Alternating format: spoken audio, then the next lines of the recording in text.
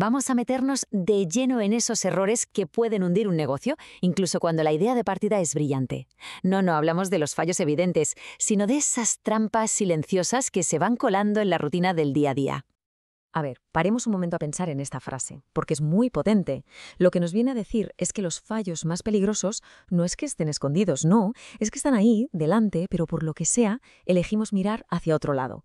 Y claro, este pequeño matiz lo cambia absolutamente todo. Quien está metido en el mundo del emprendimiento sabe perfectamente de qué va esto.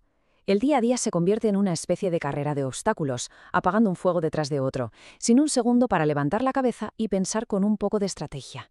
Es una lucha constante por mantener el barco a flote. Pero la amenaza de verdad no son esas crisis que saltan a la vista, son estos errores silenciosos, fallos que se mezclan con la rutina y que, como vamos a ver, muchas veces nacen de las propias decisiones y acciones de quien está al mando del proyecto. Y esto nos lleva a un problema muy común. Reaccionamos al síntoma, no a la causa. Bajan las ventas, ¿y qué se hace? Pues más publicidad, más redes sociales. Se ataca la consecuencia directa, pero se ignora por completo la raíz del problema, que a lo mejor es un mal servicio o un producto que se ha quedado anticuado. Y esta frase lo resume a la perfección. La piedra está ahí. No es invisible, ni mucho menos. El problema es que la atención está puesta en otra parte, en el siguiente incendio que hay que apagar. Vale, ya tenemos definido el problema. Ahora vamos a rebobinar un poco, hasta el principio de todo. Vamos a ver cómo estos errores silenciosos empiezan a echar raíces desde el mismísimo momento en que nace la idea. Aquí tenemos uno de los errores más típicos y a la vez más críticos. Elegir un negocio pensando solo en las ganancias, sin que haya una pasión real detrás. Vender algo sin conocerlo a fondo, solo porque el margen es bueno, es la receta perfecta para el desastre. Porque sin ese propósito, sin eso de estar enamorado de la idea, a la primera dificultad seria se abandona. Pero bueno, incluso con una idea que apasiona, el conocimiento puede jugar una mala pasada. Puede convertirse en una trampa. Y lo curioso es que puede hacerlo de dos maneras totalmente opuestas. Por un lado, tenemos a quien actúa con muchísima teoría, pero cero experiencia práctica. Se ha visto todos los tutoriales de YouTube, pero claro, la realidad es otra cosa. Y en el otro extremo, la parálisis por conocimiento. Esa persona que no para de hacer cursos y másteres por el miedo a lanzarse, porque siente que nunca está lo suficientemente preparada. Y aquí está la clave de todo.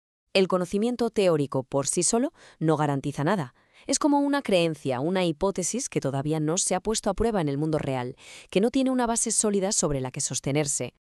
Bien, hemos superado esa fase inicial. El negocio ya está en marcha. Pero el camino no se acaba aquí, claro.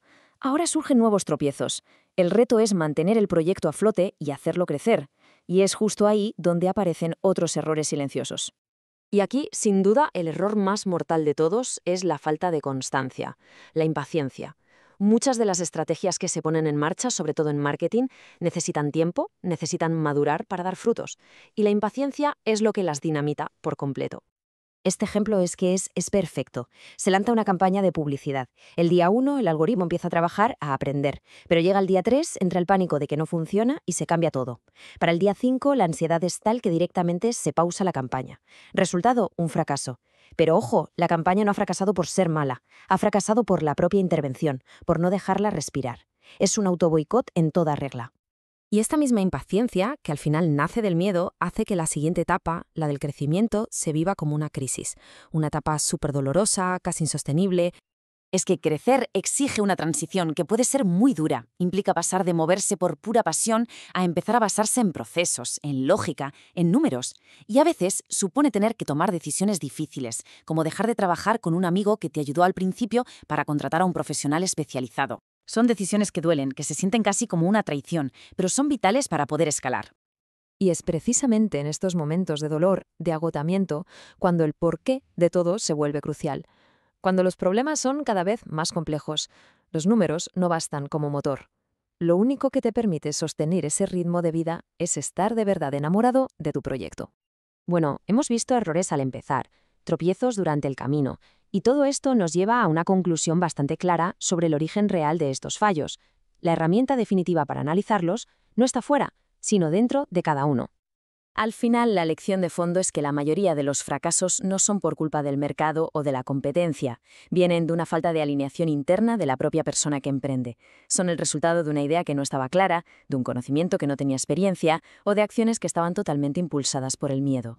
Así que, en lugar de analizar solo el negocio una y otra vez, la solución pasa por aplicar ese famoso análisis DAFO a nivel personal, entender las propias fortalezas, las debilidades, las oportunidades y las amenazas para, en definitiva, alinear el trabajo con los objetivos vitales de cada uno. Y esto nos deja con la pregunta del millón, una pregunta muy potente para la reflexión. El foco se desplaza del negocio a su pieza más crítica, la persona que está detrás. Porque al final va a ser verdad eso de que los errores no son silenciosos, solo hay que saber dónde hay que escuchar.